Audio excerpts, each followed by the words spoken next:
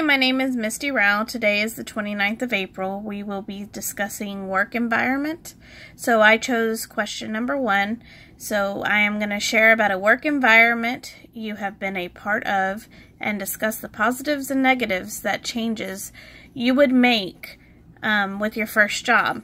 So I am going to go along with whenever I worked in higher education for my first position, my boss, which I will call Miss A, was not a very nice boss, and she would take credit for everything that we did. But without her, she would not have molded me into the person that I am today, which is very strong, and I do stand up for myself and my team as well because of her. She did not do those things for us. I worked for her for about 8 years. She is still currently in higher education, but now she teaches, so she is in a different role. I'm not sure why she was that way to begin with, because she did start off in the lower level management.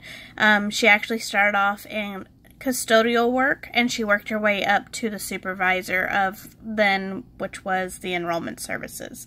So first off, corporate culture is defined as the shared values, beliefs, traditions, philosophies, and characteristics or personalities of an organization.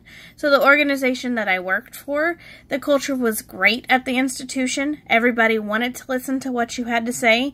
The values were awesome. They're posted everywhere. They're in the bathrooms. They're in the walls. They are actually on the side of our building. They're on our website. The overall personality of the area wasn't so great because of my boss.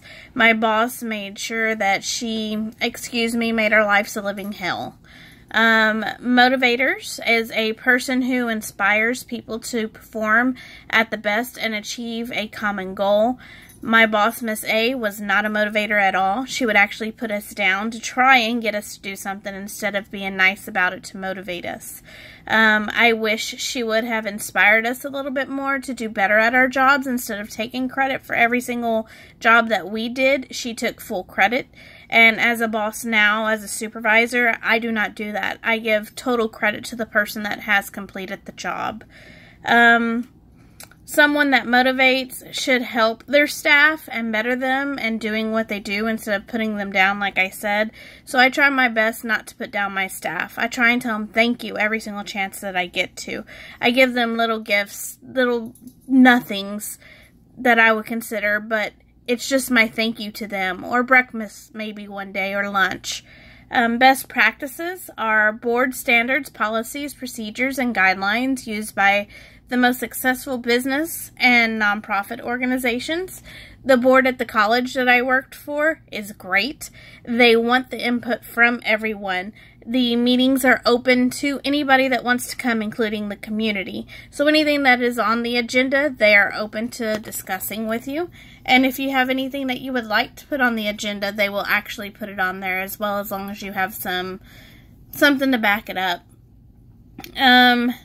So we have deans, department chairs, presidents, vice presidents, and a whole slew of different supervisors from the top down to the bottom. Registrars, assistant registrars, support team, tech support, so many different people that run the school. It's not just one person that runs it.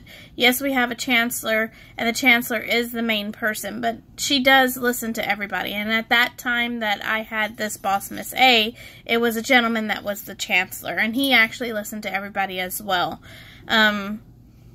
So organizational attitudes is develop attitude standards. So there are 1, 2, 3, 4, 5, 6, 7 of them.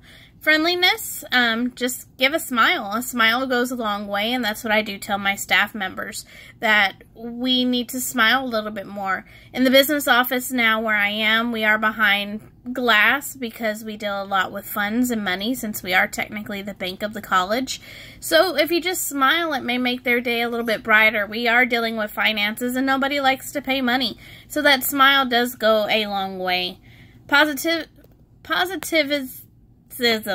Sorry. That's that can-do attitude. We make sure that we do that with our projects and our day-to-day. Teamwork, embracing individual differences. I do make my team go to different trainings, diversity trainings, leadership trainings, any type of training that I think can or they should take, they will go to those trainings. We are normally at trainings at least once a week of some kind, even if it's just for 15 minutes to get a brush up on it.